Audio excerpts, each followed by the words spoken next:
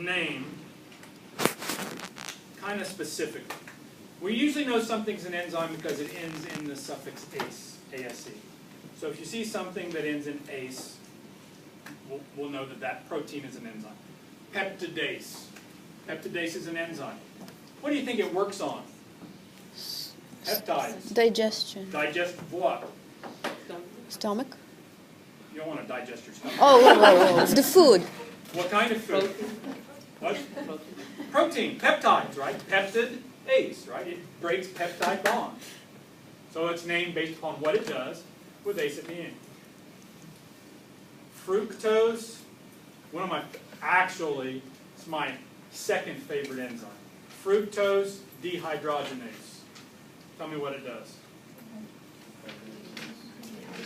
Dehydrogenase is fructose, which means what? It takes a hydrogen off of fructose, which actually what it's taking off when it takes off a hydrogen is an electron. Hydrogen has how many electrons?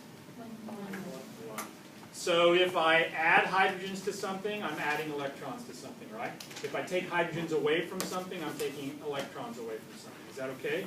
And electrons represent energy in a molecule, right? Because electrons are in chemical bonds, and chemical bonds are where molecules store energy.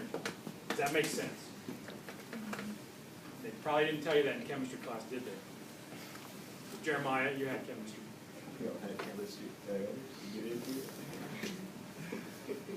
What I just told you about was probably the most important kind of coupled chemical reactions that occur in my body. I'm going to take a hydrogen, I'm going to pluck a hydrogen off of me, I'm going to give it to Jeremiah. Now what did I give him? I gave him a hydrogen, which is a proton and an electron. So I took electrons away from me and gave them to him. Did I lose energy or gain energy? I lost it. And why did I lose it? Because I gave him my electrons, and electrons are in chemical bonds. Chemical bonds are where you store energy. Does that make sense? Smile.